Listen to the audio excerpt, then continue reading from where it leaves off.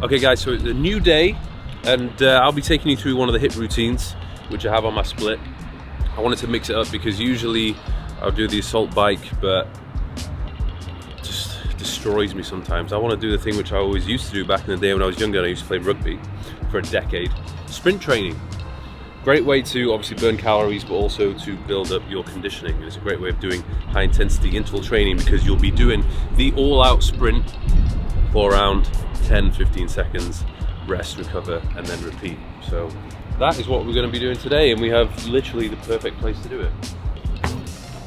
An athletics track. So let's warm up. Oh yeah. I think this type of activity you really need to warm up because anything can very easily be snapped or pulled when you're really sprinting all out. I usually would prefer to do it on a hill because when you sprint on a hill, the impact first of all is less, and then it's just, you know, impossible to reach the same speeds because you're running up a hill. So the risk of injuring yourself is less.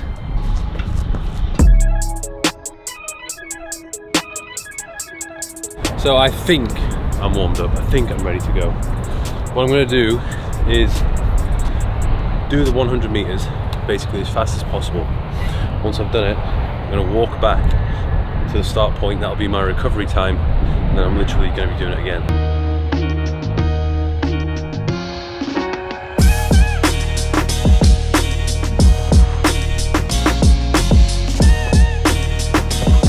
Round 3 is definitely getting progressively harder each time. Kind of feel like I need more rest, but we're not really trying to optimize the fastest time I'm doing this, but more so building the conditioning. It's just gonna progressively suck a little bit more, but I do enjoy it. I miss running. I used to love sprinting.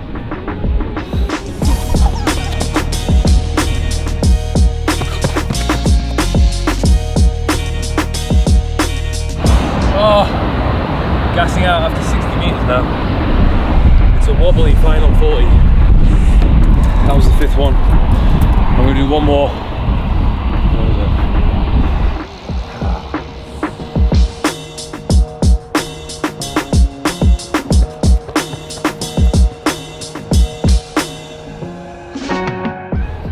Yes, completed. I think that took about 25 minutes. What I would say, whenever you're doing HIIT, probably not best to do the HIIT before the training session if you're planning to do some weightlifting on the same day, because you'll notice your performance will not be optimal. So if you were going to do HIIT the same day as training, do the training first and then do the HIIT after the training or later on in the day, or you have the dedicated day, which I have on the split, where I do about 30 minutes of core, then the HIIT. And that's a decent amount of calories burned, works on conditioning, works on core. But that was great. So far, most enjoyable form of HIIT by far. Right then, it is time once again to get some steps in. So this week, ramping up the lists, not drastically, but I'm doing an extra session on top of what I did the previous week. So I've done one session, which was 45 minutes on the treadmill, just walking, heart rate around 120, 130. And then this one is more of a leisurely one. Because I'm not walking at the same pace, my heart rate's not going to be as high, so I'm just going to walk for longer. And I've realized for this stretch of beach, if I walk from nearly one end to the other, it takes me about an hour, hour and a half. So kind of get the same calorie burn and getting a nice tan at the same time. Also with the 5K, that was a very memorable one this time around. I collaborated with Bionic, and we got a big group of people turning up on Sunday morning at here, Kite Beach, and there was a solid turnout. I think we had over 150 people. I was not expecting that. I just put one story post up and everybody showed through. So I'm going to do another one of them, maybe in 1 or 2 weeks. I'll let you guys know in the community section, and obviously you got to be following me on Instagram, because if you're not, then you're going to miss the announcement of when it's going to be and the time, location, and so on. But all levels of experience are welcome. You know, there was a big range of running capabilities. Right, okay, let's go through how week 2 went. I would say it went a little bit more to plan, although we did start off with a completely unscheduled night out meal, which I don't think it was as big as the other meal I had in the first week. So I would say realistically it was around 3,000 calories. Now the way I kind of offset this was I did lower body on that day, and I also did the cardio on that day. So I would say out the whole week, this was the maximum calorie burn, which kind of made sure that I didn't allow myself to be in a calorie surplus. Day 2, all the way down to day 7, every single thing was tracked. So obviously there's a bit of variance just because of the meals which I was choosing throughout the day. So the protein was kind of like between 180 to 214. So that's kind of in the range that I want, which is fine. And then the carbs and the fats, you know, I'm not really fussed at this stage of hitting an exact number. Although I do notice that when I'm choosing the foods from these meal prep companies, I'm kind of having to move away from the ones that I would get, which are like higher fat. Because if you get 3 lots of meals which are quite high in fat, then that really does kind of bring your fat intake for the day more than I want it to be, and the protein is still quite low. So we did upper body day on the second day. Then we also had arms. Now arms is not part of the hybrid split, but I just wanted to blast my arms, and I was a little bit, I don't know, sore from these 2 sessions. So that was kind of my arm workout in, which was my 1 session a week, which I made up on the spot. Then I had a rest day, which I usually do after 3 consecutive days of training, but I did still do the list. So I'm doing 1 more extra list session than I did the previous week. And in general, I would say my step count is higher than it has been, just because the weather's great and I'm getting out and about a little bit more. Then we did the core and the HIIT. That was fine. The HIIT, obviously I changed it up this week. I did the sprinting instead of the assault bike. So my lower body is getting absolutely battered on this split at the moment. I did 1 lower body session. We got the HIIT, which was lower body, the full body, which was a little bit lower body, and then the 5-kilometer run again, which was lower body. So I'm noticing that they're just kind of constantly always sore, especially my calves. But calorie burn is high, which is good. So yeah, plans for week 3. I'm gonna taper this down a little bit, nothing drastic, because you know I'm not a fan of dropping my calories too much. But I think what I'm gonna have to ramp up is the low intensity steady state cardio session. So I'd probably say I'm gonna do 2 next week. So now I'm trying to focus on just burning a little bit more instead of pulling the calories away. And I'm really gonna try and avoid eating out as much as possible, because that can very easily turn into a meal which is over 1,000 calories, over 1,500 calories, especially getting a big fat piece of steak which has loads of fat in it you just can't track. So, so far so good. I'm happy. So, we've done the sprints, now we're gonna do the core. I would either combine both together if you need to, because there's no point going all the way to the gym like twice per day. But today I wanted to sprint, and there was no gym at the place where I sprinted, so I've come across the road to just do my core training, which I like to do sometimes because you can just go in knowing there's one thing you need to do, and that is just have a fucking good core session. It doesn't really take too long. So we've got the hanging knee raise, ab rollout, cable wood chop, ball crunch. Okay, so just 4 exercises, nothing too crazy, right? So start off with the hanging knee raise. For beginners, I would use the ab straps. They're actually really easy. You can take yourself like to true failure, but I don't have them today, so I'm just gonna use my own sheer upper body strength. Best grip to have is underhand grip when you do these.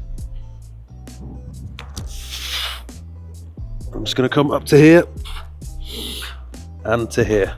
That is the range of motion that we're going through.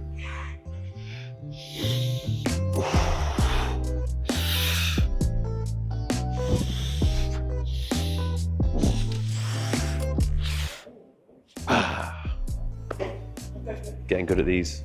That's one thing I notice when I train core regularly, my core just gets stronger. By the way, what do we think of these? This is a sample just got sent over my way. If people like them, if there's a demand for it, then I might have to put them on sale.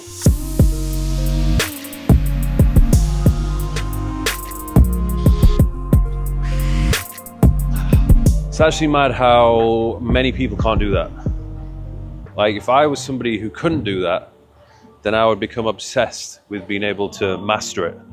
Even if it meant just doing like 1 or 2 reps, resting, doing 1 or 2.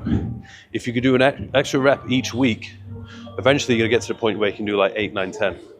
Then you'll really start to notice your abs start developing, particularly your lower abs.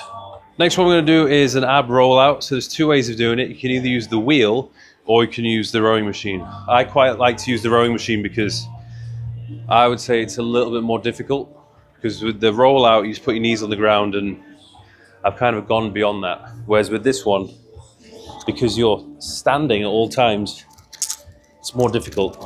So the further away you stand from here, the more challenging it's going to be, because you're basically going to be more parallel to the ground.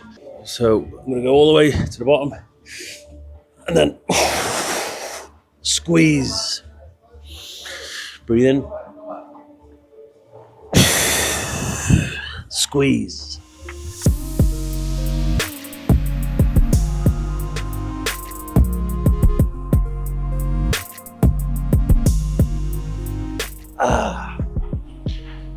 That is a difficult exercise. Like, that has to be the first or second one, because in the previous week I mixed up the order and I did this one last and I actually couldn't do it at all. The two most challenging abdominal exercises which you find for yourself, do them first and then do the easier ones with less resistance, higher reps towards the end. In we go again. Give yourself a nice rest period in between these.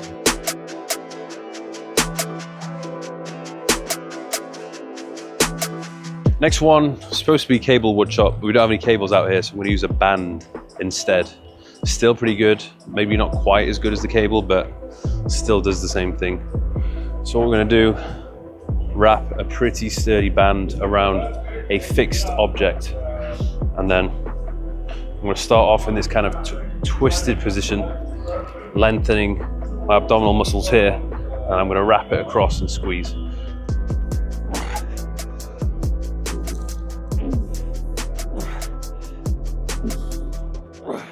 Same thing on the other side. Just keep everything fixed. Try not to be bending your elbows or anything like that.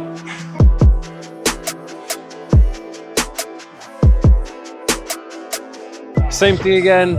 Pretty short rest period in between these.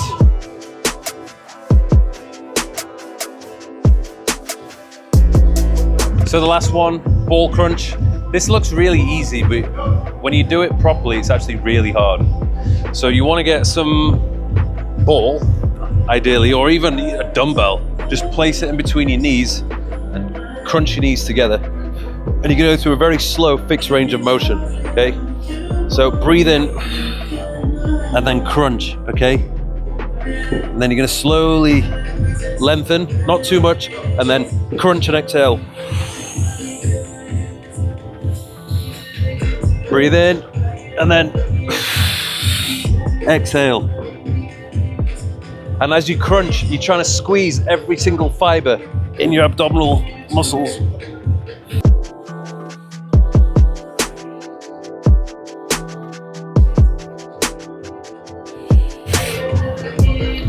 Nice.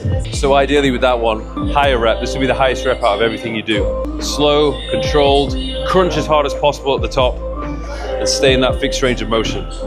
Once you actually do it, and you do it properly, you'll feel the burn. Make sure you don't drop the ball on your head.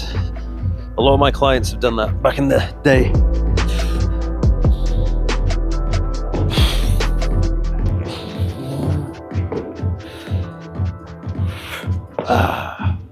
I know that even if I didn't train abs, I would still have abs. But after an ab session, there's definitely a pump, and they definitely look more dry. So that's why I still like to do abs. Not only does it help to strengthen your core, which is beneficial for people who have a weak core, but especially if you're doing a lot of bent over rows, deadlifts, squats, you build a strong lower back, but you're not balancing it out with a strong core. So doing these types of exercises can help build the core. And then you get the added benefit on top of your abdominal muscles actually being a little bit bigger. And then you combine that with the pump, the drop in body fat, and they start looking pretty sick. So that is the session done. Only took about 25-30 minutes. I'm looking forward to the final result. Another 2 weeks of this. We'll see how lean I can get. See you in the next video.